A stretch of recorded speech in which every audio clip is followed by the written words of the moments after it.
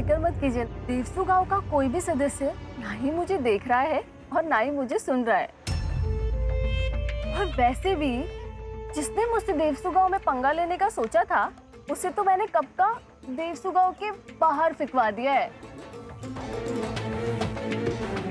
आप मेरी फिक्र बिल्कुल मत कीजिए, मैं बढ़िया हूँ, बहुत खुश।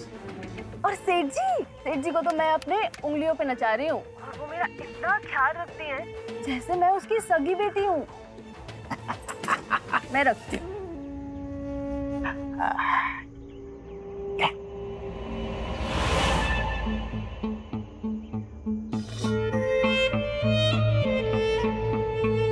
हे भगवान, प्रगति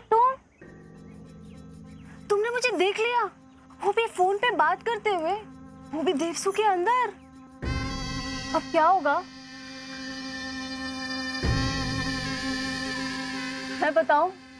कुछ नहीं होगा, क्योंकि मैं देवसू की सीमा के अंदर हूं और तुम देवसू की सीमा के बाहर। वैसे तुम्हारा प्लान अच्छा था, हाँ? देवसू में आके सेठ जी की बेटी से शादी करके सेटल होने का। पर तुम्हारे प्लान से अच्छा मेरा लक था। बिना शादी किए ही मैं देवसू में सेटल हो गई। मुझे तुम पर तरस आता है। देखो अपने आसपास, इन जंगली जानवरों के अलावा तुम्हारे सुनने वाला यहाँ कोई नहीं है। जिसकी कोई नहीं सुनता ना, उसकी ऊपर वाला जरूर सुनता है। संध्या, देख लेना, तुम ज्यादा दिन तक देवसू के भोले भाले लोगों की आंखों में धूल नहीं झोंक पाओगी। बहुत जल्द मैं तुम्हारा पर्दा फाश कर दूंगी।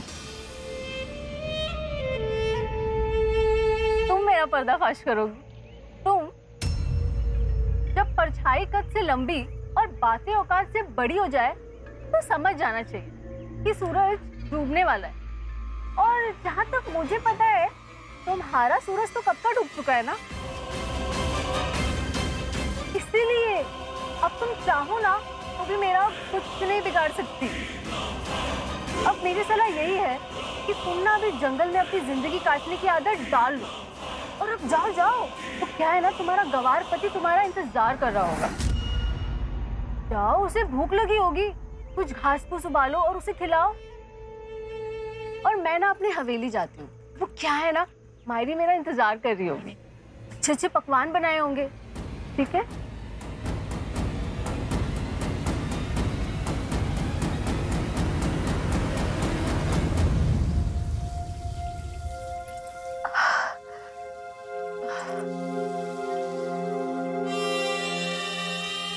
अरे देवा देवा देवा, हमारी भोली उत्तरा रो रही है।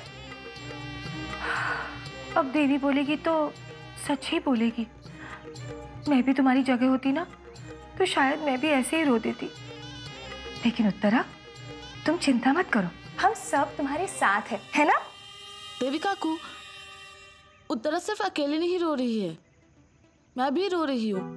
हम दोनों ये प्यास की वजह से रो रहे हैं। आपको क्या लगा? तुम इस प्यास की वजह से रो रही हो? मैं भी ना।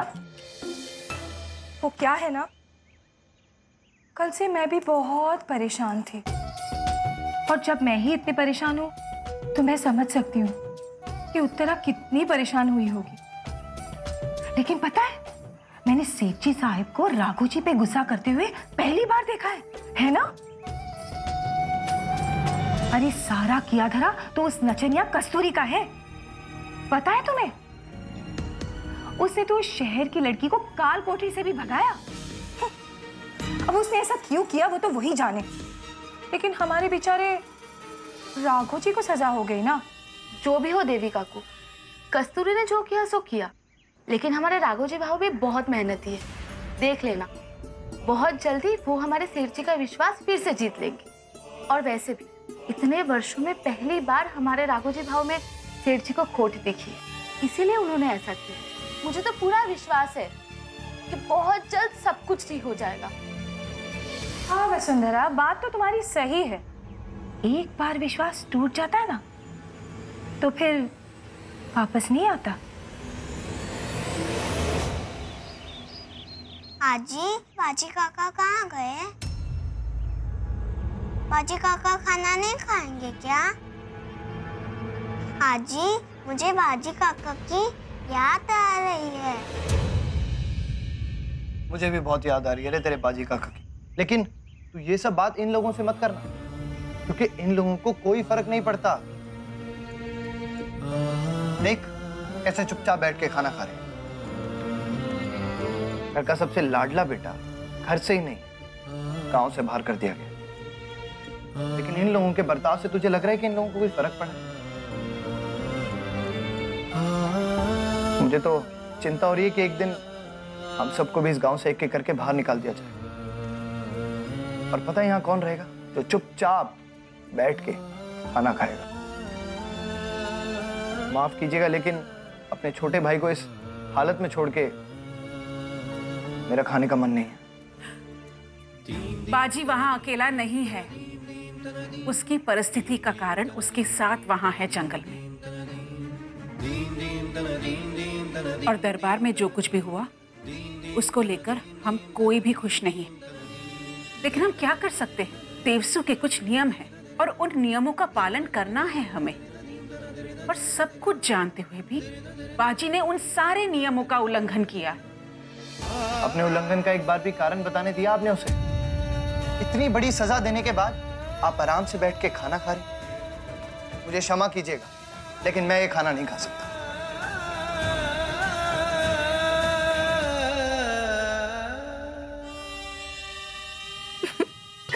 गिरा, मोती की माला में से और एक मोती गिरा।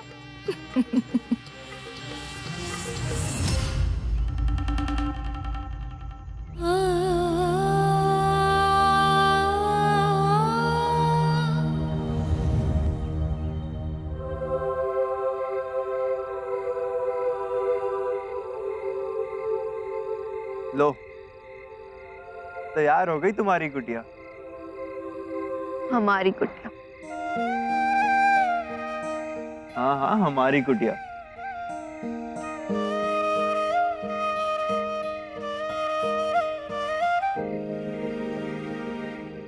लेकिन तुम्हें क्या हुआ है? इतनी परेशान क्यों हो तुम? कुछ नहीं, कुछ खास नहीं।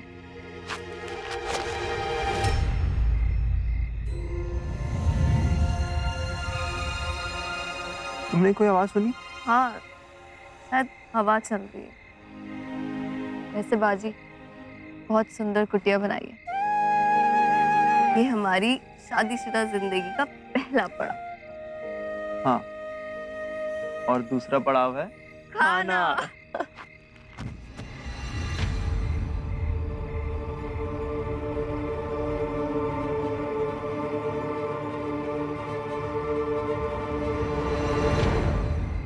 मेरा बैग।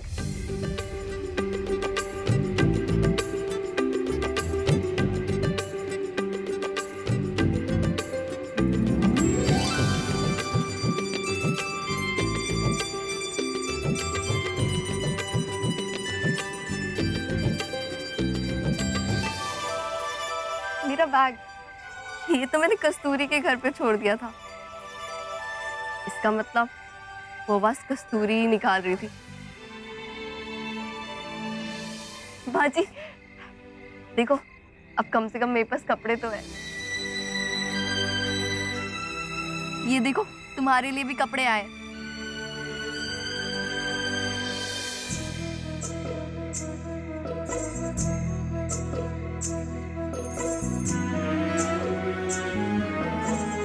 कच्चे चावल, बर्तन, ये तो चलो अच्छा है। वैसे भी बहुत भूख लगी है। चलो कुटिया में चलते हैं। तब तक मैं ये चावल गर्म कर देती हूँ। रुको फूल पकड़ी, क्या तुम जानती हो कस्तूरी ने तुम्हें ये चावल, ये हल्दी, कुमकुम और ये बर्तन क्यों दिया है? मैं जानता हूँ। तुम यहीं रुको और अपनी आंखें बंद करो।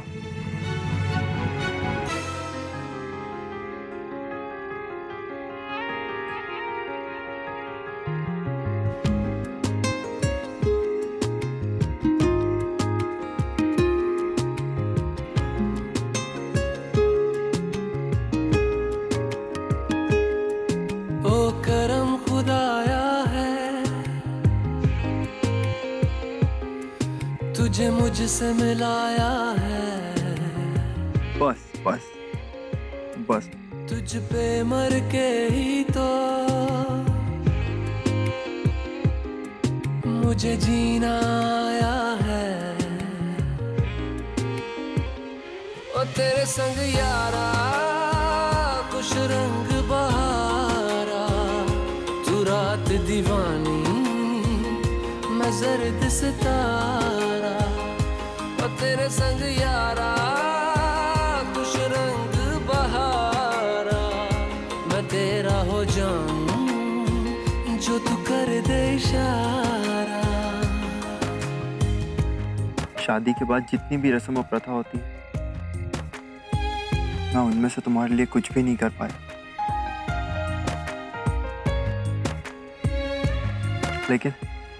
लेकिन अभी अवसर मिला है कि एक रस्म को हम पूरा कर लें।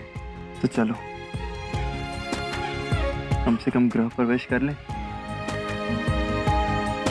मैंने छोड़े हैं बाकी सारे रास्ते, बस आया हूँ तेरे पास रे। मेरी आंखों में तेरा नाम है, पहचान ले। सब कुछ मेरे लिए तेरे बात है, 100 बातों की एक बात है। मैं ना जाऊंगा कभी तुझे छोड़ के, ये जान ले।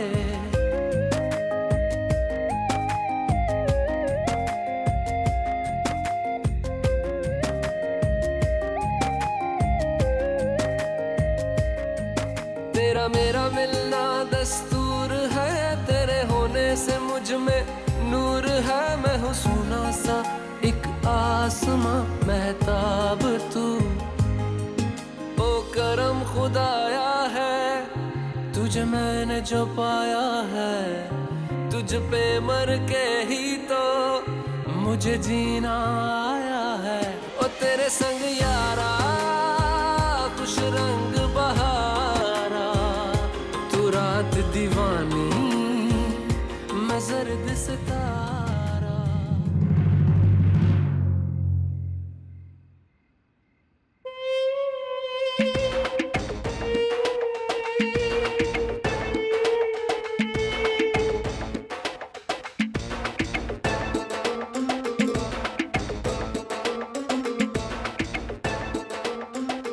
मायरी, आप कितनी मेहनत करती है ना, देवसु का ख्याल रखते हो, पूरे घर का ध्यान रखते हो, और उसके बाद भी ये सब।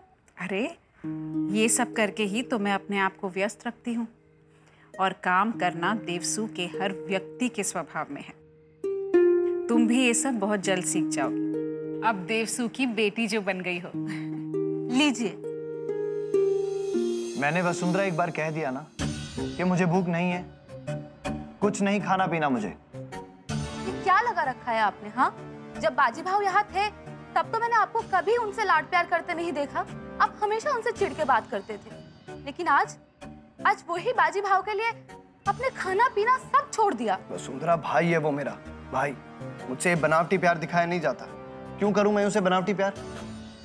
तुम सब तो थे ना, सबका लाडला था वो। लेकिन अब सेठ जी ने अपने सबसे लाडले बेटे को ही देवसू से बाहर कर दिया है, तो किसी को तो उसकी चिंता करनी होगी ना। वैसे भी सेठ जी आजकल अपनों से ज्यादा तो परायों की बातों पे विश्वास करने लगी हैं।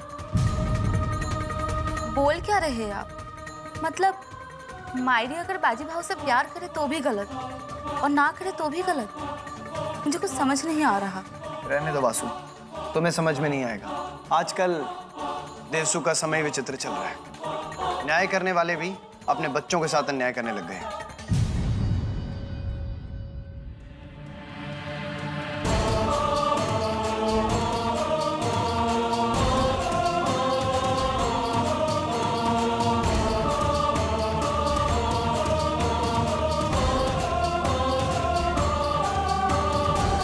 रात बहुत हो चुकी है, सो जाते हैं। मायरी, मुझे मेरी आई की बहुत याद आती है, और आपको पता है वो मुझे अपने साथ अपने कमरे में सुलाती थी, लेकिन जब से वो मरी है तब से मुझे उनकी बहुत याद आती है। संध्या, मैं समझ सकती हूँ, मैं तेरी आई तो नहीं हूँ, लेकिन तेरी आई के जितना तुझे प्यार करती हूँ, मेरे होते हुए तुझे उदास होने की कोई जरूरत नहीं है। तू आजा, मेरे साथ सो जा। मायरी, आप संध्या को अपने साथ कैसे सुला सकती हो? मायरी, आपको पता है ना, मुझे आपके बिना नींद नहीं आती। और मायरी, जैसे मैं रोज आपके साथ सोती थी ना, वैसे मैं ही सोऊंगी आपके साथ। तो इसमें कौन सी बड़ी बात है? तुम दोनों मेरे साथ सो जाओ, चलो। नहीं मायरी, गौरी को आप अपने साथ ही सुलाइए, वो अभी छोटी है। मेरा क्या है, मैं सो जाऊंगी अकेले।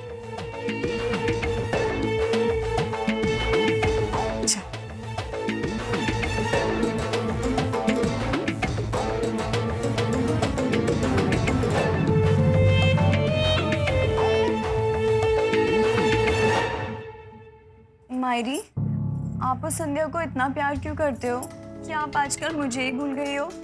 और आज तो आपने उसे अपने कमरे में भी बुला लिया। मायरी, आपको याद है मैं कितना लड़ती थी अपने भाइयों से सिर्फ अपनी मायरी के साथ सोने के लिए। गौरी, ऐसा कुछ नहीं है। संध्या नई है ना, और सालों साल अपने माँ के प्यार से वंचित रही है। मायरी, तो क्या आप अपनी सारी ममता उस पर लुटा देंगी? मायरी, इसी वजह से तो आपने हमारे बाजी दादा को त्याग कर बाहर निकाल दिया और उसे अपना लिया और उसे अपनी बेटी भी मान लिया। अब और क्या मायरी? बाजी के साथ जो कुछ भी हुआ उसका जिम्मेदार वो खुद है। 19 साल से मेरा बेटा मेरा था, मेरा लाडला था। बस कुछ ही दिनों में वो शहरी लड़की की वजह से वो सारे रिश्ते नाते तोड़ बैठा। ये शहरी लोग और शहरी वस्तु होते ही ऐसे हैं, हमारे मन हमारे दिमाग को दूषित कर देते हैं। लेकिन मायरी, वो संध्या भी तो बाहर की है ना? संध्या जितनी बाहर की है फिर भी हमारी अपनी है, हमारी गांव की मिट्टी से जुड़ी हुई है। मैं बस उस लड़की को थोड़ा सा खुश रखना चाहती हूँ। हमारे परिवार में आएगी तो हमारे साथ हंसना खेलना सीख जाएगी। मगर माँ। नहीं गौरी, बस बहुत हुआ। अब तुम जाके सो जाओ, वरना तुम सुबह उठोगी नहीं। चलो।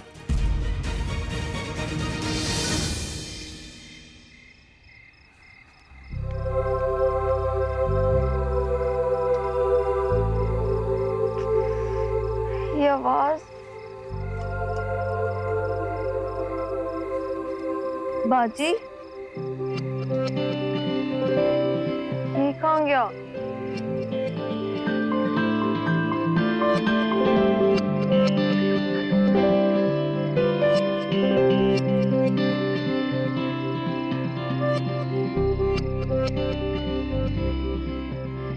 बाजी, ये सब क्या कर रहे हो? फूल पकड़ी, उठ गई तुम? देखो, मैं मटके बना रहा हूं। लेकिन ये व्हील कहाँ से आई? मेरा मतलब है ये मटका बनाने वाली चीज, ये चक्का। चक्का कहते हैं इसे। ये चक्का अपने मनिया भाव का है, वो देवसू में कुम्हार है। ओह, उन्होंने दिया तुम्हें? नहीं नहीं, इसका एक मजेदार किस्सा है। अपने मनिया भाव बुरी आदत में फंस गए थे एक बार। काम धाम सब छोड़ दिया उन्होंने। नशीला फल खाते रहते थे और आलस करके बैठे रहते थे। एक दिन तो उन्होंने नशे की हालत में आके ये चक्का उठाया और घुमा के देवसू के सीमा के पार फेंक दिया। फिर उन्हें एहसास हुआ और उन्हें अपने इस काम का असली महत्व पता चला। लेकिन मुझे पता था कि उन्होंने अपना चक्का किस ओर फेंका है, तो मैं वहीं गया और ये चक्का वहां से ले आया।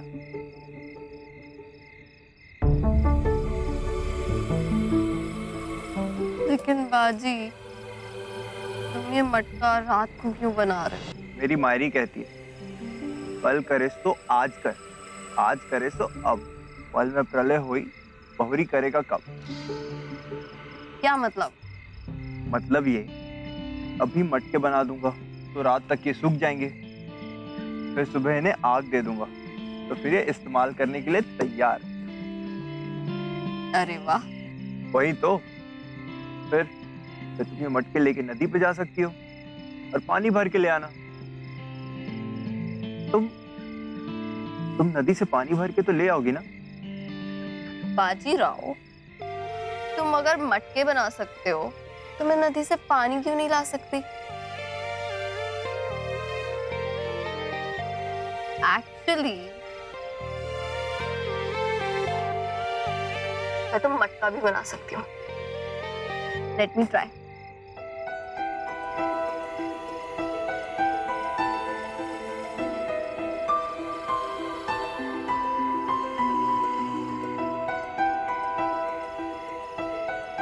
तुम घुमाओ, मैं बनाती हूँ।